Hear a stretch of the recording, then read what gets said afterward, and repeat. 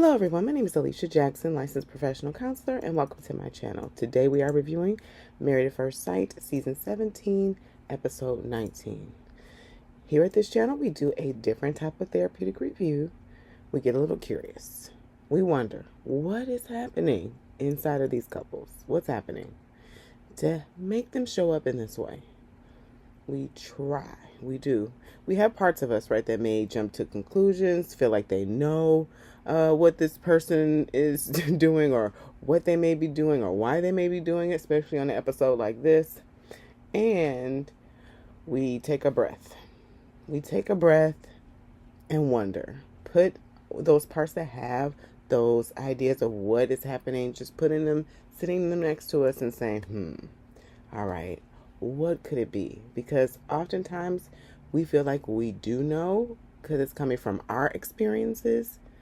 And at the same time, we don't. And so that's why it's so important for us to lean into our curiosity. And we do that here at this channel to learn potentially some information about relationships, how we show up in relationships, dynamics, and potentially a little bit about ourselves. If you are returning, be sure to like the video, subscribe to the channel. Now let's get started. We have a little blip about Cameron and Claire. She talked about how she's connecting with Cameron, and they discussed, how she's going to be emotional on decision day, and also that they've made their decision. So it seems like, of course, they're going to continue with their separation, and hopefully now they're on the same page. And I'm wondering the impact of that on Cameron, because I feel like there's still a part of him that wants this to work, that wants to put in the work with her. However, I feel like maybe whether it's the attraction's not there, but for her, there's too many mismatches, whether it's the religion aspect, the children aspect, and the religion, all of that. She's like, it's just a no. So that's where they are. First, we have Chloe and Michael. And they had a very interesting episode, very fun episode for them, as they are finally settling in to themselves. They don't have to worry about the retreat. They don't have to worry about the honeymoon, or the housewarming. It's just them connecting.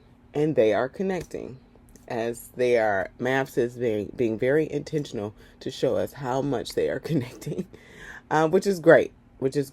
So they're meeting with Dr. Pia, and Dr. Pia is discussing how the connection's been going. And Chloe said, it's been really easy. And that Michael feels like they are both trying to be their best selves. So he's saying that. And so I'm hoping, I have a hope. I don't know if this is the truth, but I have a hope that when he's saying that we're both trying to be our best selves, that he's doing this from a place of awareness. Because sometimes we say things like that, oh, we're trying to be our best selves. We're putting our best foot forward. And the awareness, the full awareness piece of it is oh, there's things that we're not showing. There's parts of us that we're intentionally not showing because we don't want to scare the other person off. Or there's parts of us that we're not naming completely because we don't know how that might land. They may cause a bump in the road. We don't want that. That's what I hear Michael saying when he's saying this part of him saying we are putting our best foot forward. And so I'm wondering if Michael's in full awareness of that. There's a part of me that hopes that that's true, but not all the time. I feel like that is intentionally what we do, especially if we see somebody we like, and not even in a romantic relationship, just relationships. Oh, I like you. I'm gonna make sure my best parts of me are on display, and I'm going to try to push down those other parts of me that I know don't really do well in relationships. I'm going to push those down. And what we do know is that all of our parts, we bring them with us. And so the same is happening with Michael and Chloe. And so I do see where they have the communicative skills. They have the parts of them that do speak well. The shadow side is they have the parts of them that do speak clearly and talk and communicate things. it tends to really shy away from hard discussions or uncomfortable discussions at times. So we'll see how they navigate that. We'll see how they navigate those big bumps in the road. But so far, so good. So Michael also named that he is allowing himself. He said being vulnerable means that I'm trusting myself. I'm trusting really Chloe enough to show her all of my things and put her in a position that she could potentially hurt me, and trusting that she won't. And I'll say this, for the most part, yes, like trusting that she won't intentionally hurt you. I feel like that is probably a more true statement, because in any relationship that's going to occur, but we want to trust that the person's not going to intentionally harm you. And when it does happen, trusting that they will do the work to repair the rupture. And so that's what I'm naming with the big bumps, that they're avoiding the ruptures. How will they handle the ruptures? Because the ruptures are so important. They're inevitable. They're going to occur. That's human beings. We have these oopses and ouches in our bodies and our souls. and when someone steps on them unintentionally, then, especially I'm talking about in a loving, healthy relationship, I'm going to put that framework like in this situation here. I feel like there is some safety that they've created for each other, that, how will we be able to handle these ruptures? Dr. P, of course, then leans into the physical intimacy and how things are going.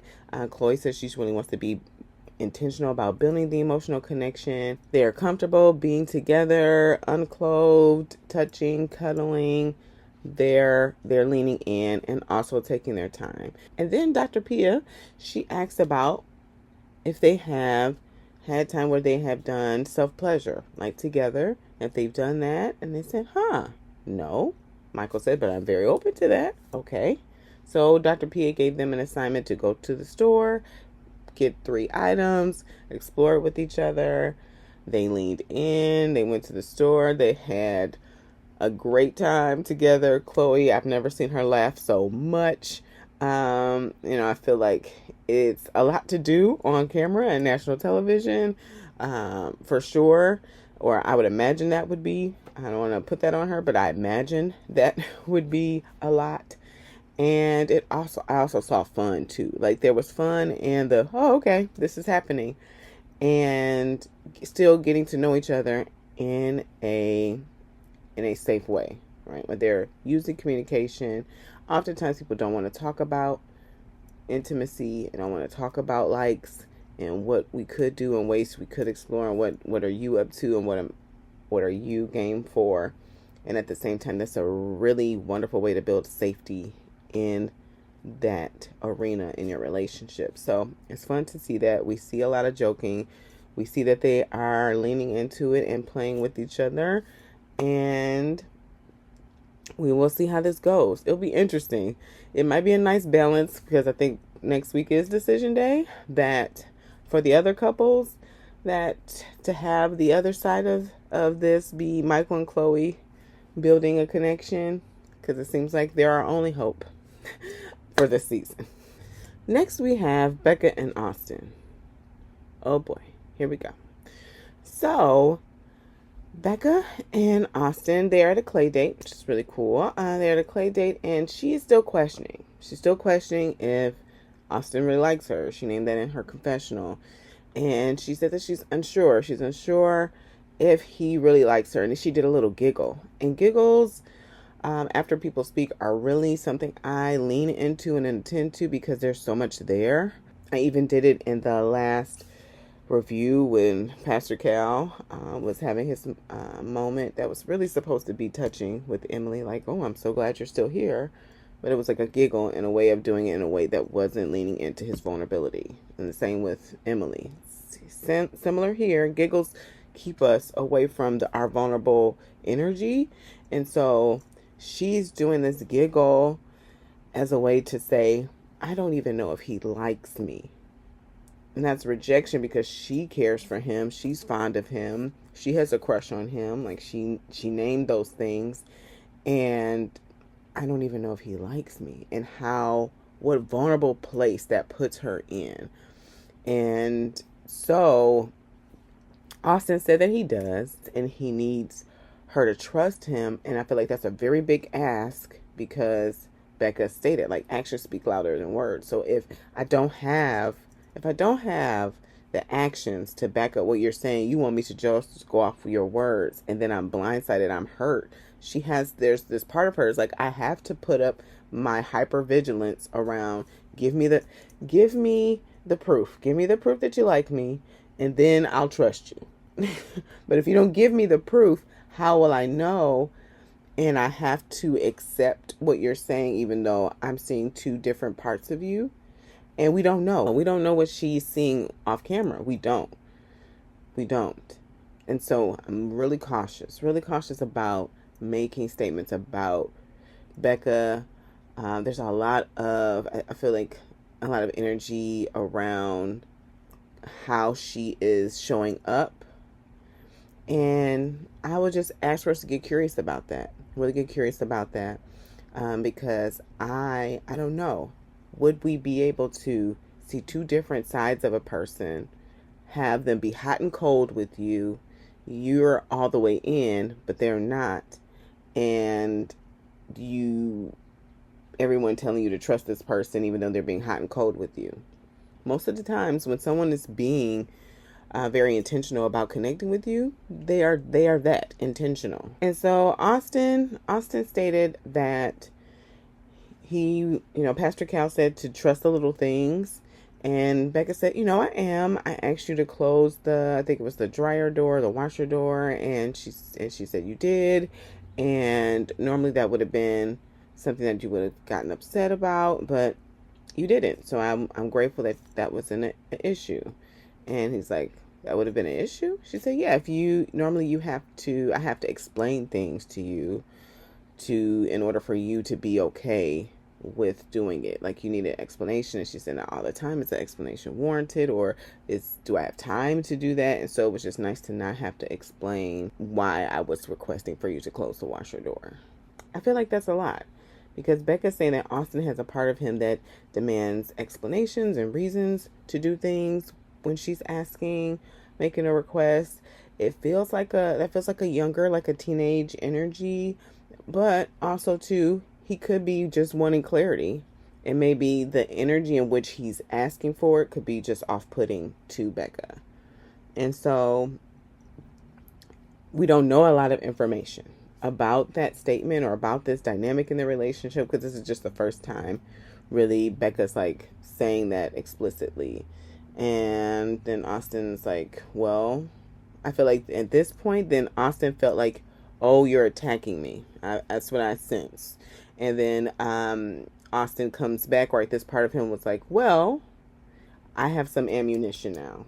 You said that a lot of your exes were pushovers, and I feel like that's what you want me to be. If I don't like what you're asking me to do, then that means I'm not being them, and I feel like that's what you want.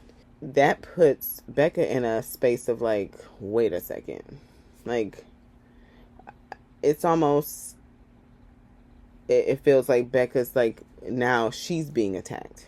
And so now she is trying to understand. First, we were on a road of saying how we're moving in the right direction. You're reassuring me that you want to be in a relationship with me. You want me to trust this.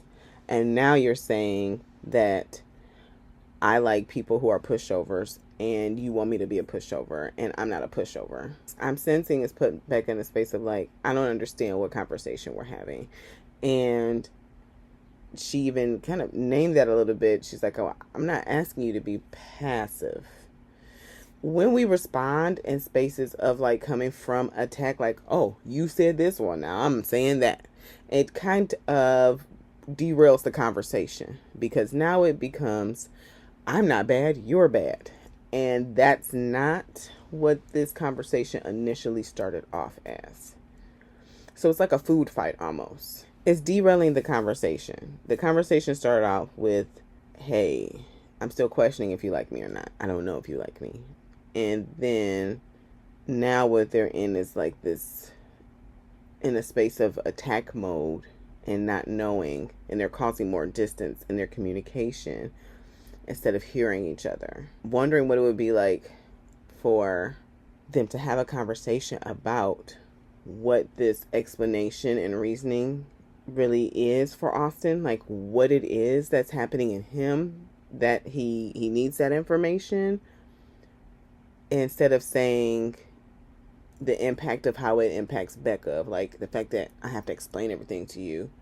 I'm sure that's really frustrating for her, rightfully so, and valid, right? To close or wash her door, one would assume that you would not need an explanation. However, there's maybe something inside of Austin that needs that. What is that about? Not saying that Becca has to give him that explanation, but something for Austin to get curious about for himself, because maybe that's something Austin can take care of and be present for. Stopping and pausing the conversation here. However, because then it's like, oh, you date pushovers and you want me to be a pushover. Now Becca's like, wait, it's like it sends the conversation in a tailspin and nothing's really getting accomplished because they're not taking pauses and really hearing each other. They're now throwing stones at each other.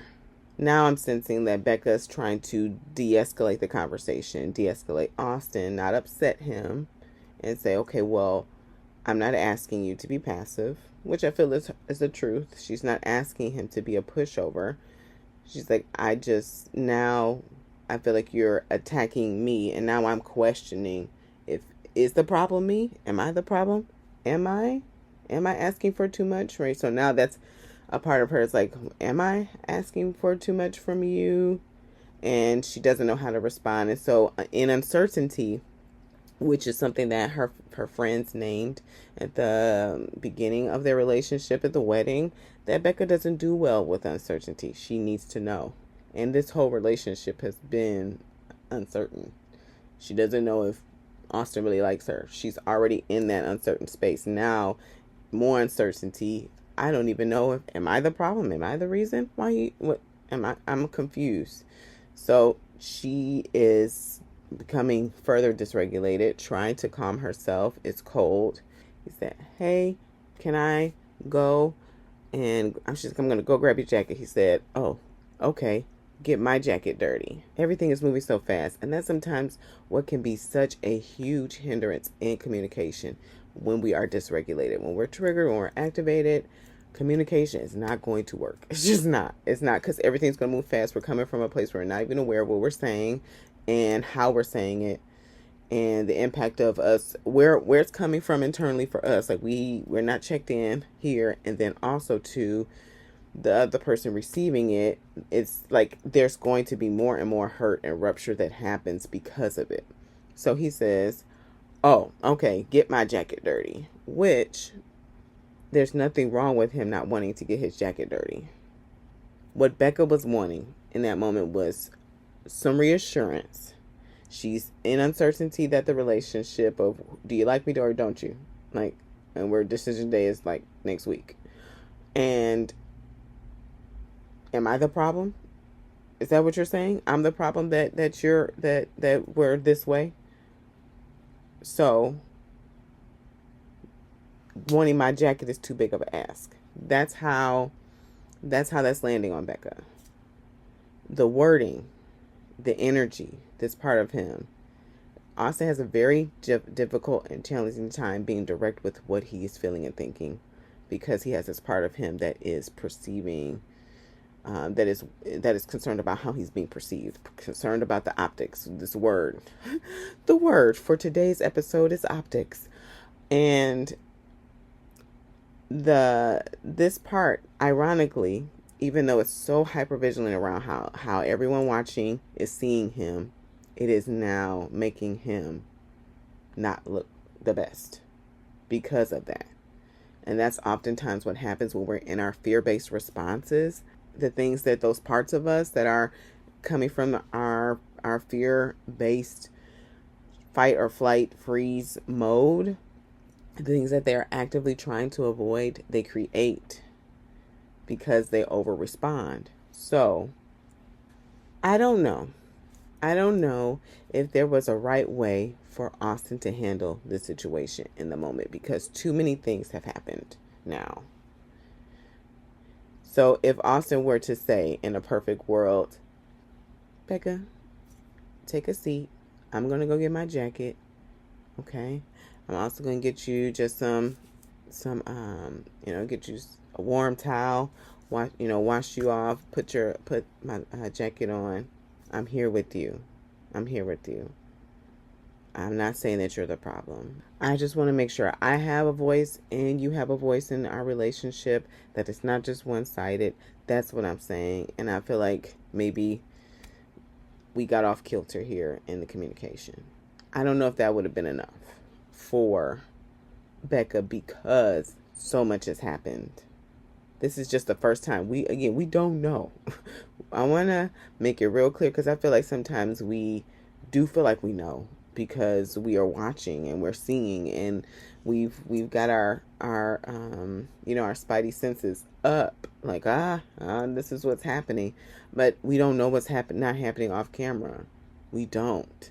And so I don't know what Becca's gone through in the last 8 weeks with Austin, and what she's put on versus what's not happened. And there's always a valid reason, whether it's historical or even in the current moment, valid reasons why feelings show up the way they do. So their relationship and what Becca named was like, oh, we're too far gone. Like, it's not just the jacket. I would have loved, as Becca said, I would have loved to you just disregard the clay for a minute and just focus on me. I just want to know that I matter to you. Like, that's what she's saying in that moment. I want to know I matter. And now, then what happens? The part of Austin that's like, oh, I messed up. Now I'm going to look bad. It's like, okay, so now I feel like I look bad now. Which further activates a part of Becca that wants to know that she matters to Austin, because this one that's concerned about his perception and how he's being perceived from us, the viewers, that part is taking, it's like it's taking the seat. it is taking the throne in Austin's life, and Becca's feeling dethroned when he's communicating, hey, I care about both.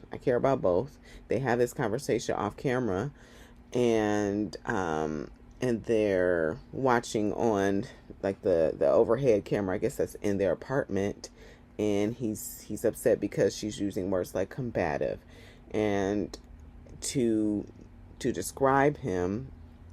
And I feel like it's very similar to the Emily and Brennan situation, which we'll get to, of course, shortly. Austin is not liking the fact that Becca is calling him dismissive and combative. And how I feel like that's landing on him is like, you're saying that's who I am as a person. And that's not what I'm hearing Becca say. And Becca saying that at times, your actions and your words have landed this way. But that's not who you are as an individual. And I feel that is sometimes where impact, intent, and also knowing like, oh, because I do something and it lands on this one person as like, oh, I feel like you dismissed my feelings. It's like, I'm dismissive? I'm not dismissive. Like, I'm really attentive. I want to hear you. Yes. You are attentive. You want to hear the person. And at the same time, what you did was dismissive. Like making space for both of these things to be true. Because that does happen. It does happen. And so, hearing that person out. And at the same time, holding who you are as a person and your worthiness and your value at the same time. It's hard. It is very hard to do, especially shame. I think we mention this often. And at the same time, it's because it's true that because we live in this, especially in the United States, it's a very shame-based It's a common way of parenting. It's a common way of disciplining in school. That's just a common. We shame people to do better. That's a part of our culture. That's a part of who we are. And that's also how we show up in relationships. So what could it be like for accountability and grace to be given at the same time? And grace, again, does not mean you let the person off the hook or you just push aside their things that they're doing that are hurtful and harmful. Because Austin can say, okay, I am doing something that's hurting Becca, and that doesn't mean that I'm a bad person. And how he attends to it can impact how he is seen. How he attends to it can impact the optics that this part of him is concerned about. What happens is he does something that hurts Becca, and now he's like, oh man, I'm going to be seen as a bad person, and that's the focus.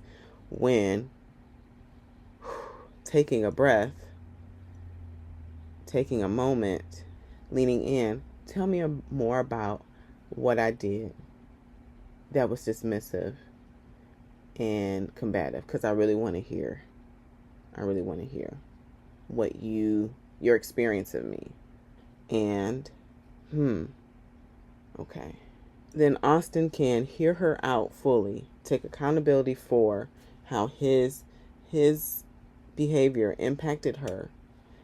And if Becca's ready for that, provide explanation, because sometimes explanation can be seen as dismissive or excusing the behavior, which it isn't. However, because if someone's had that past experience, it can be that. So making space for that, and then maybe take a beat, come back. Austin can talk about how those words landed on him. Like, I'm not combative. And she's like, oh, no. I'm not saying you are. I'm just saying that my experience of you in these moments, it feels like you're pushing up against me in ways that don't feel like you're trying to hear me. Okay? Which is different. Because I really feel like Becca's wanting to be heard. And the same Austin's wanting to be heard. But they're both fighting for it in a way that's not getting their needs met.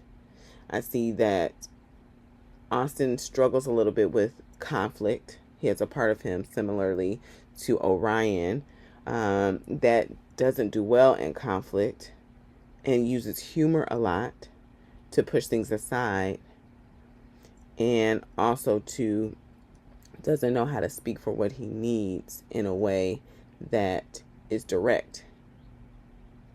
Because even just get my jacket, that was kind of like a sarcastic energy.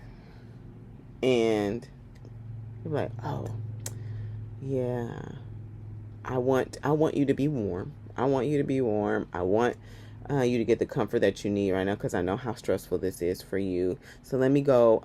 Let me make sure you get that. And I also want to just make sure your hands are clean and make sure you're good. Right. But I don't know if they're in a space, because there's been so much rupture that has not been addressed in their relationship. I don't know how that would have landed, if that would have been enough for Becca in that moment, because it still would have felt like, oh, you're still concerned about your jacket, right? Like that's there.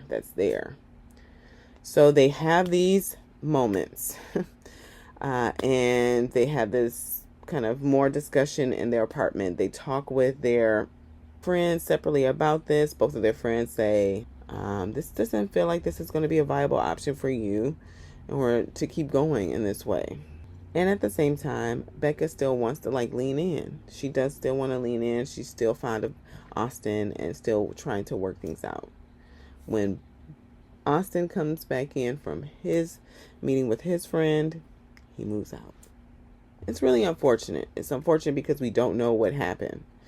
I feel like saying that, I can't say that enough. Like, we don't know what happened in their relationship because so much was being curated. There was a lot of curation this season. And I understand. A part of me really does I can't imagine what it would feel like to be drugged on the internet by millions and millions and millions and millions of people. And part of Austin is trying to protect himself of that. And at the same time, the impact of that is that Becca's feelings and her experience of Austin becomes secondary or even just washed out because of that. Because of that being the focus. So, it's tough. It's very tough. So we pretty much know what they're going to do on decision day. Like that's clear of what they're going to do on decision day. Lastly, we have Emily and Brennan. Jumping Jehoshaphat's Batman. Okay, so Emily is talking with Claire and starts off this episode like with gratitude, saying that she's still really grateful for Brennan, how he's been showing up. Like she just can't say that enough.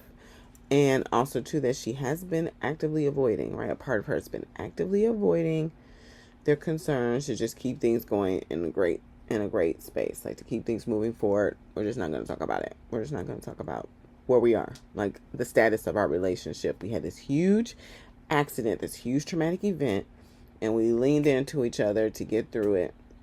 And we haven't had the discussion of now what does that mean for our relationship, because we were platonic friends that are married on a reality TV show. And so now what? So Emily said, I'm gonna like tiptoe. I planned a date.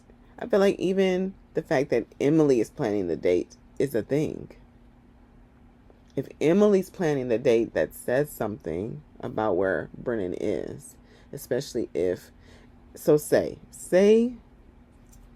what people were, maybe parts of people were hoping, like this incident, it invites and invokes love that Brennan has been having in his heart, and he's now showing up in a way that's like loving and honoring Emily, then he's going to plan a date. You've gone through this horrible situation.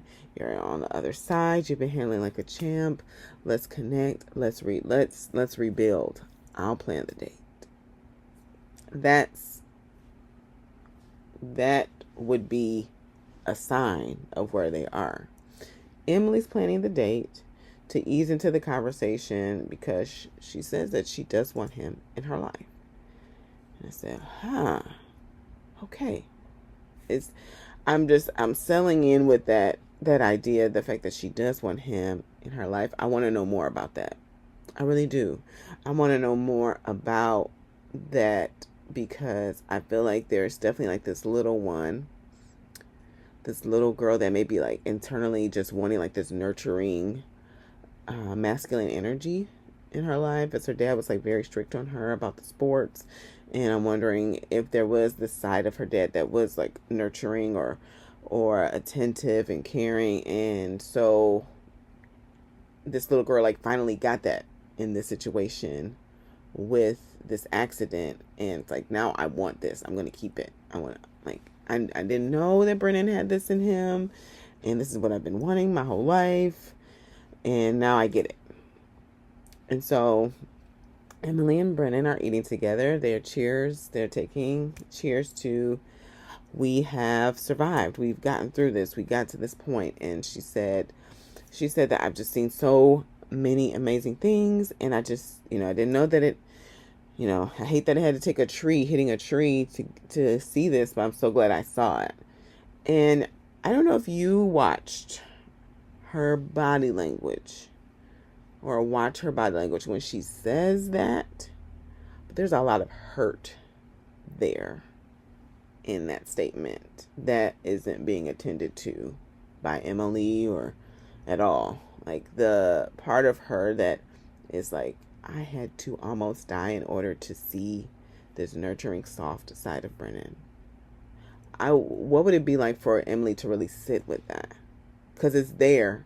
She says it like multiple times throughout this conversation.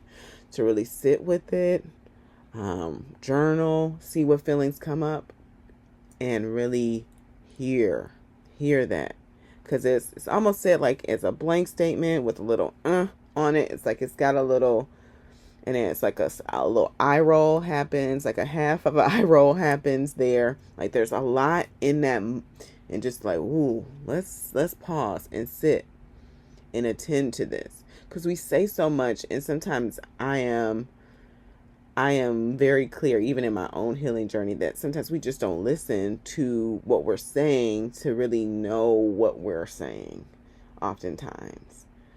And I felt like she's saying, man, it really hurts that it took this. It took this, me almost dying, 35 stitches in my head, in order for you to be nice to me. I feel like that is a lot to say and sit with that she hasn't yet. And that's why at the after party, she's been fighting to be seen, fighting to be heard, fighting for that, because it's just even like, I don't know what that feels like, but just naming that, it just feels so heavy. It feels really heavy. And so Brennan then comes in and kind of, after she says that, comes in and kind of hits her with a gut punch. And he said, well, I feel like the lines got a little blurred after the accident. Like we were friends, and then there was a lot of expectations of me after the accident. And so this, of course, hurts Emily, because she wants Brennan to be in her life. And so this is then where they start to do similarly to what Austin and Becca were doing at the clay date, kind of throwing insults at each other, not hearing each other. It's like, you say something hurtful, I say something hurtful. You say something hurtful, I say something hurtful. And instead of attending to, oop, what just happened? Like, ooh, what just happened here? And wondering what it would be like for Brennan to say, yeah, it has been a really hard journey. I have a lot of feelings. I have a lot of feelings about that incident, that accident, our relationship, and I still want to like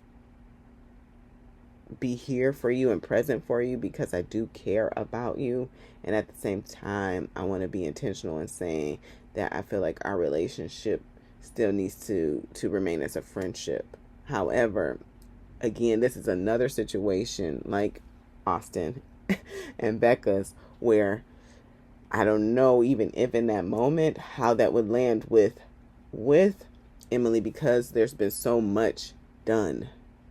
She's been asking, tell me what it is. Tell me what it is. He's been withholding. These parts of them that are protecting the hurt, and the hurt inside of them are coming out and speaking in this way. No, nothing's being addressed in a way that's like attuned or really feeling heard. And they are in defense mode. They are in defense. And so whenever situations like this happen, taking a pause is so important. However, so much has occurred. Like, so much has occurred in this relationship. Like, this right here is definitely like the ultimate explosion, the eruption of their relationship, because Brennan is now then saying things about Emily that has rubbed him the wrong way, in a space though that is very poorly timed. It's very poorly timed, and also isn't being communicated in a way that's effective at all. He's doing this while not really addressing the issues, the whole entire marriage, saying that he wanted a friendship even though they're married and on a television show to be married.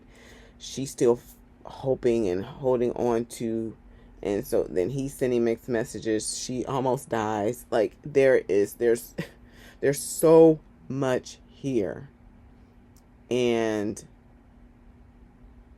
also too, Brennan also has this part of him that's concerned about how he's being seen as well. Like, that is also an impact of their relationship, as we learn after this huge fight that Becca stated that he would have her delete confessionals because it wasn't an accurate depiction of their relationship.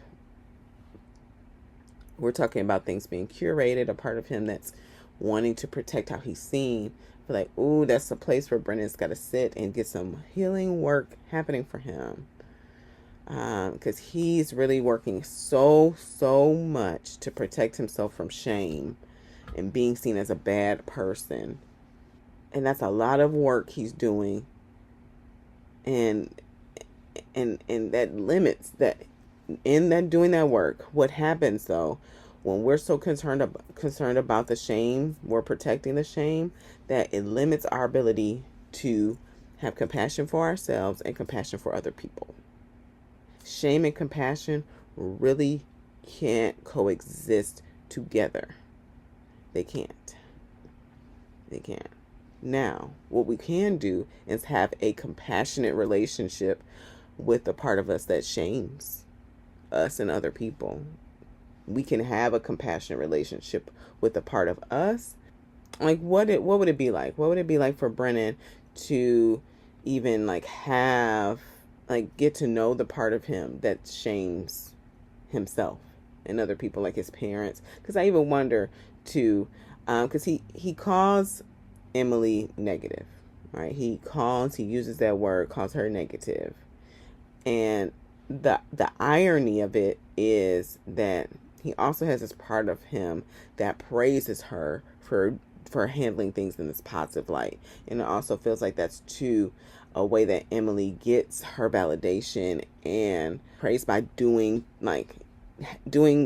through hard things with a great attitude, with a positive attitude. And so again, it's the same thing of like language. He used an example of Emily at the wedding and critiquing and criticizing Michael's vows and how that was off-putting for Brennan. I don't know how that landed on Brennan, because he's like, how could you critique something so beautiful? And at the same time, let's take the full picture that Emily's at the same location of her wedding, watching a wedding. In her wedding, she thought she was in a wonderful space, and then after the honeymoon, everything just blew up. So, is Emily the most open-hearted in that energy at the wedding? I would imagine not. I really would imagine not. And that was less about Michael's vows and more about Brennan's vows. That's what I feel was happening in that moment. And potentially that's maybe even what Brennan felt and why he was so offended by it. However, let's have a even more bigger conversation about that, right? Because, okay, you said these wonderful, beautiful vows to me, and then on the honeymoon, you see things that you don't like, and you shut down instead of having an honest conversation with me. And that was hurtful. And yeah, I did mean those vows, Brennan. I did mean those vows at that time. And at the same time, I saw some huge red flags during the honeymoon, and it put me in a tailspin, and I didn't know what to do, and I didn't know what to say. Right? So like, let's have the bigger conversation. But you're negative. No, I'm not negative. Like that's when we get to a space where we're having something like that, and it's so minute about a word, and it becomes like, oh, I'm bad. Is that what you're saying? I'm bad? You don't even know me. I'm not bad. The shame, when we're trying to protect ourselves from shame, because our nervous system really, it just isn't, we cannot handle being when someone is shaming us. It's just not, it's unsafe. We do. But when we expand the conversation, someone be like, what are we really saying here? Let's take the good and bad, the judgment off the table for a moment. Let's take it off the table, and let's just say, I wonder what was happening internally for Emily that day that she said that. Or Brennan saying, like, she said she hate all the time.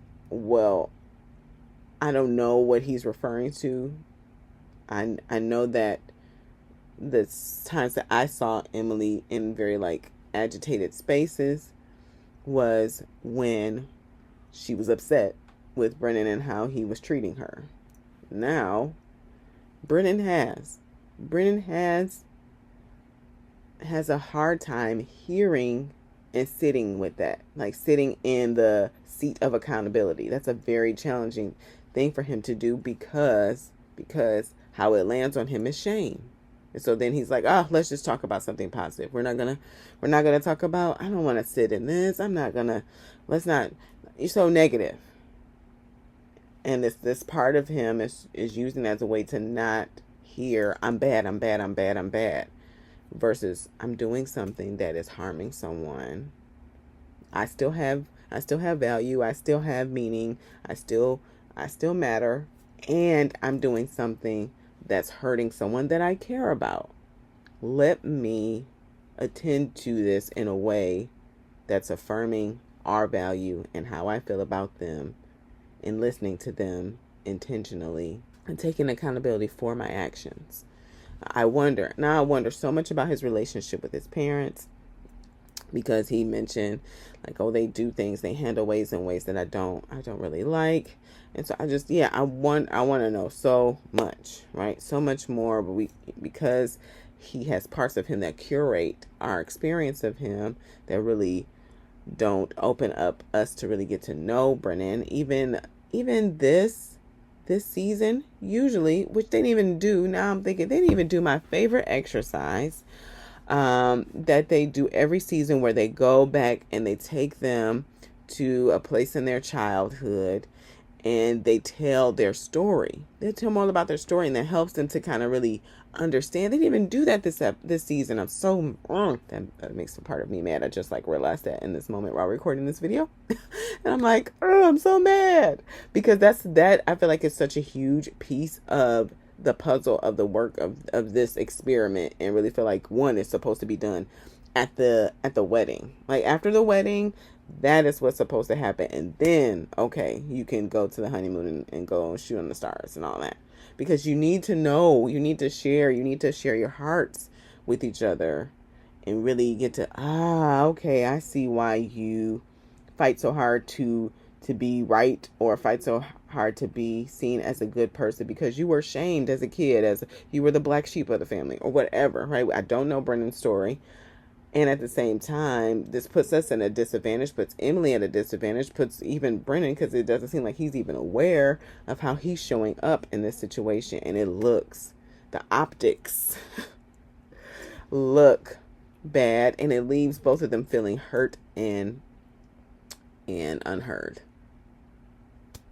So that backfires on Emily greatly, because this part of her wanted to just ease into this conversation, and then it explodes. She's distraught. She's crying. The producer's trying to reassure her, you're not a negative person. I would never describe you in that way.